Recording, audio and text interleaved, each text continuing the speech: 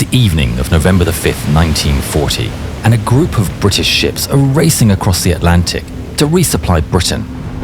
In the middle of the convoy is a single armed merchant cruiser, the HMS Jervis Bay. A call comes over the bridge. Unidentified ship spotted. Hard to port. Captain Edward Fegen immediately orders the Jervis Bay to turn towards the ship and out of the center of the convoy. He orders a challenge signal to be flashed across the waves. Send the code.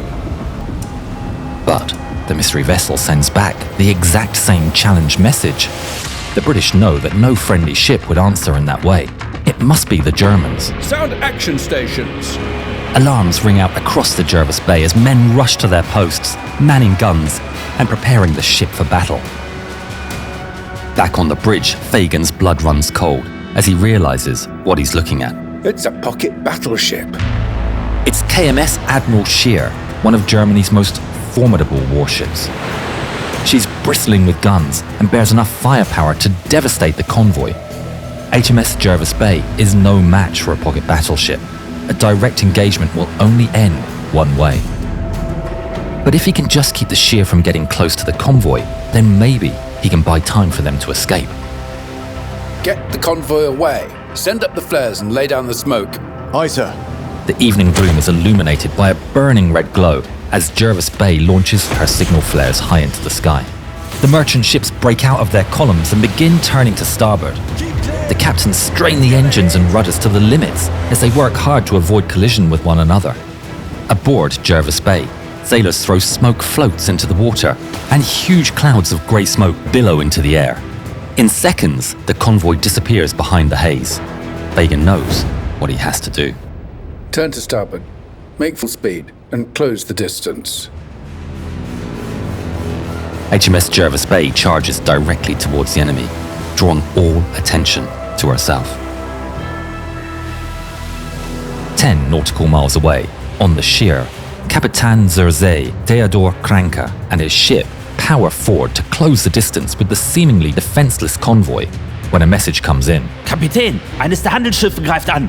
Es sieht aus wie ein Dampfliner. Haben die überhaupt Waffen? Wenn ja, dann sind sie nicht so groß wie unsere, Herr Kapitän. Hart Backbord. Krancke orders a turn to port, bringing the ship's broadside to bear. On HMS Jervis Bay, Captain Fegen can see his enemy lining up the first salvo. Confident the merchant ships are now hidden from German guns, Fegen gives the order. Open fire! At the forward gun, able seaman Sam Patience rams a shell into the breach, but the enemy's still not in range of the Jervis Bay's puny 6-inch guns. Sam watches on the horizon, and the thunder of Admiral Scheer's 11-inch guns tears across the sky. It takes more than 20 seconds for the shells to come whistling down to sea, splashing home in front of their bow and kicking up huge columns of water. The German gunners are finding their target, and the Scheer immediately fires off a second salvo with an enormous roar. Huge columns of spray are kicked up as rounds fall close behind. They've got us bracketed! Feuer! The massive guns fire their third salvo. And this time, it's a direct hit. The bridge is torn apart by a mighty explosion. Fegen reaches down to pick himself off the floor, but the pain in his shoulder is excruciating. It's at this point he realizes his arm is missing. But despite losing a limb, he's determined to fight on, and he descends painfully down to the deck, clinging to another sailor for support. Shells continue to land every few seconds, and soon the entire superstructure begins to crumble under the repeated explosions. An incoming round even blasts away the white ensign flying from the main mast. The crew look up as shards of wood and glowing embers cascade down to the deck, and the tattered white flag flutters down. But the British crew stay calm. They've drilled for this situation, and now the training takes over. Firefighting teams battle the raging blaze with hoses. Surviving gunners stay at their posts. A sailor dashes past and climbs up the shattered mast with the help of a crewmate and nails up a fresh white ensign. There's a rousing cheer from the surviving British crewmen. Fegen fights through the searing pain as he considers his next move. Hold your positions! They're lining up another salvo! He sees that the Scheer has begun firing its secondary 6-inch guns at the fleeing merchant ships. Jervis Bay's continued resistance is the only thing stopping the German ship from unleashing its main guns on the convoy. Fegen pulls himself to his feet. With the bridge destroyed, he's got to get to the rear control compartment. From there, he can steer the ship and issue orders. His body's close to failing, but he moves as fast as he can, supported by a crewmate. Meanwhile, Sam and his team are firing off their weapon as rapidly as they can. He rams another round home and waits for the blast. The shell arcs away, and Sam watches as it plunges harmlessly into the water. The Scheer remains untouched. We might as well be throwing spuds.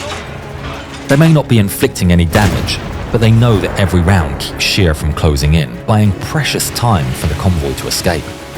Sam readies himself to send another round downrange, but suddenly, he's blown off his feet by an enormous, shuddering blast. He feels a sharp stabbing pain and slams down onto the deck. Then his world goes black. On the Scheer, Captain Krancke watches the fires burn across Jervis Bay. It's still blocking his most direct route to the merchant ships, and despite the damage, a single 6-inch gun keeps firing in his direction. The British shells do no harm, but the risk of a lucky hit plays on his mind, so he can't just sail past. Neither does he have the time to bypass her. Wenn dieses Schiff sich nicht ergibt, muss es vernichtet werden.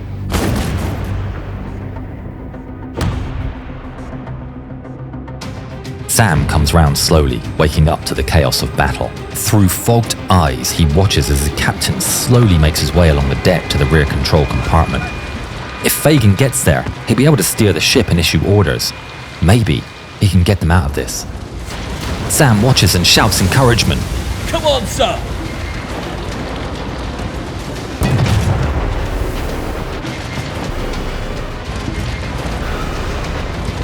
Fegen finally approaches his destination as a German shell flies in. The room is blasted apart. Sam braces himself against the force of the blast and looks on in horror as Fegen disappears into a whirl of flames and shrapnel. Sam clings to the rail as the smoke clears and shapes start to emerge from the gloom. Peering through the swirling battle, he finally sees the body of his captain lying motionless. The next salvo comes in seconds, striking home and tearing into the ship. Flames burst up from below decks, inflicting the final crippling blow. Jervis Bay shudders, lurches, and then begins to list as water rushes into the hull. Abandon ship! All around, sailors put on their lifebelts and begin evacuating. Dazed and injured, Sam suddenly finds himself alone. All the lifeboats have been deployed. His only option is to jump. He stares down into the icy water. Like many others on board, he can't swim. Gotta get out of here. But then he spots one last lifebuoy sitting in its case. Bracing through the pain, he limps across the deck and hurls himself at the buoy. He pulls at the case, straining every muscle, but the buoy just won't budge. Sam can feel the ship shifting beneath him. Every second brings him closer to an icy grave. He musters all his strength and pulls again. And this time, the buoy comes free.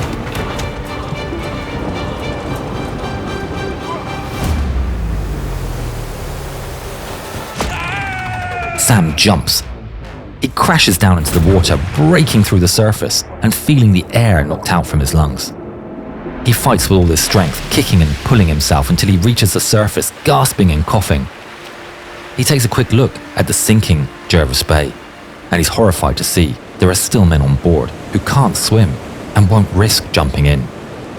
He's no idea where to go. Perhaps he can find one of the lifeboats. Already shivering, he begins paddling away into the night. On the bridge of the Scheer, Captain Krancke can't help but admire the sacrifice of the enemy crew. Gott weiß, diese Männer haben sich ihr Land verdient gemacht. But now he can start the pursuit.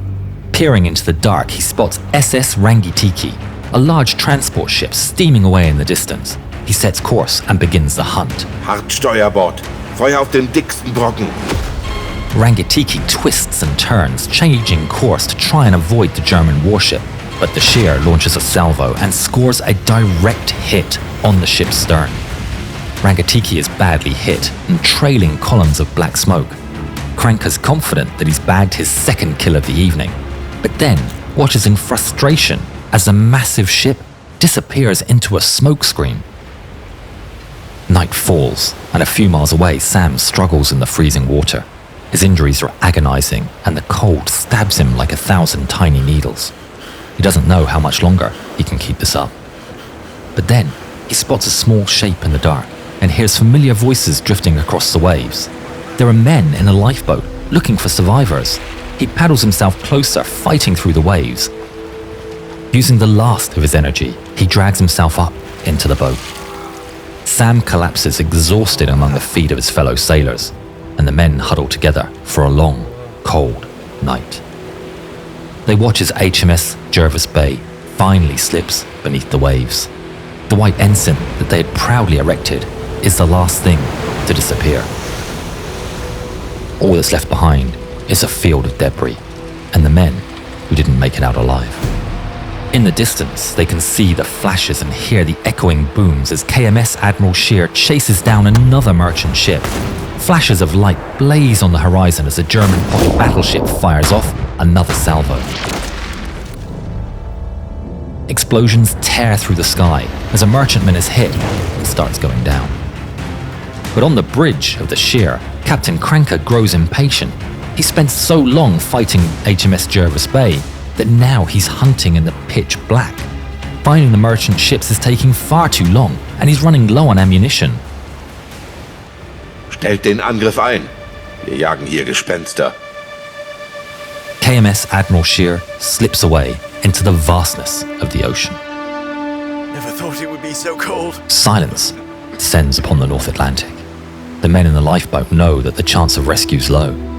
The merchant ships have strict orders to continue to Britain.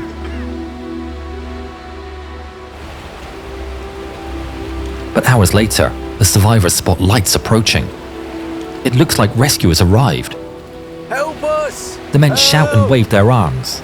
We are here! As a big boat comes alongside, they hear strains of a foreign language. What is it there? They glance around nervously. Are they about to become prisoners? But the ship isn't German. It's the Swedish freighter Stureholm. Kapten, överlevande! The ship's crew haul the freezing men up onto the deck. Altogether, Stureholm and our men save 68 of Jervis Bay's 256-man crew and deliver them safely to Canada. The British ship's heroic sacrifice allowed for almost all of the merchant ships to escape from the KMS Admiral Scheer. For his bravery, Captain Fegen was posthumously awarded the Victoria Cross. The Germans didn't all have it their own way. Click here to see how the British sank the Scharnhorst.